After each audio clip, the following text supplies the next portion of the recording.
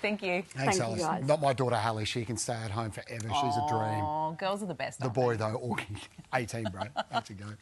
All right, let's move on. It's been 10 years since he's too young to understand that, since Pokemon Morning, Go Augie. took the world by storm. But now there's a new street game sweeping the nation. Yeah, it's called Payphone Tag, turning old school booths into major point scorers. And here to explain how it all works is the game's creator, Alex Allchin. Alex, good to see you. Good morning. Where did this idea come from? Well, look, I bought a phone number. You can buy them cheap. And I went, OK, what do I do with it now? I had a previous game where you could call the nearest payphone and it'd start ringing, you know, sort of a prank, bit of fun.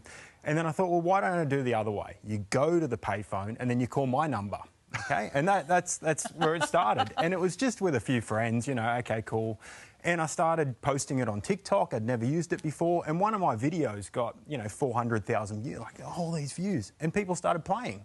And, that's where the game started. You're saving the payphone. I am saving the payphone. We've had 280,000 phone calls so far. To your number? To my number. I think the person that provides my number, I think they're going, what on earth's going on? But yeah, 250,000. And are you personally answering these phone calls? Alex, how's it working?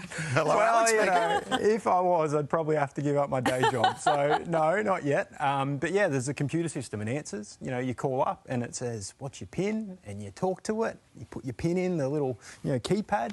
Okay. And that's how the game works. Oh. Yeah. So is it competitive? You're playing against other contestants? Like, how does it work? How do you win? It is very competitive. So, you start off by going to payphonetag.com and registering for an agent. You get a special little emoji, and a code name and that sort of stuff. So it's a bit spy-y, and you can see there on the map what it looks like. And you go in, you capture payphones. You get points for that, OK? Now, people can steal it off you. So if you don't hold on to it, they can capture it off you. You can go explore more if you want. So start filling out the map. You can go get ones nearby and create triangles. And there's a whole bunch of different ways that people are playing. So, yeah, it's been evolving over time. So I think there's 14,000 payphones across Australia. I mean, from this response, it seems like payphones are officially back, would you say, Alex? I reckon. We've been to 95% of all payphones in Australia, which is just, I think, crazy so far. All islands off the coast of Australia, Lord Howe and the Cocos. Where's the weirdest place you found a payphone? Look, there's some really remote areas which are interesting, and there's some that are in odd places, like near.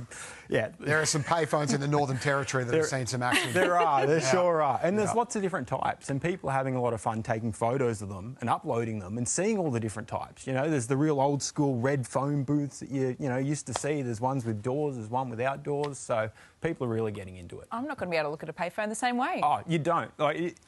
From now on, every single time I see a payphone, bang. You save the payphone. Your next job, bring back the Motorola Razr flip phone.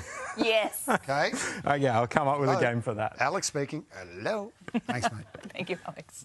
All right, it is time now to check out what's fresh in cinemas, and there's only one show in town this weekend, Dan. That's right. We're very excited about The Odyssey. It comes to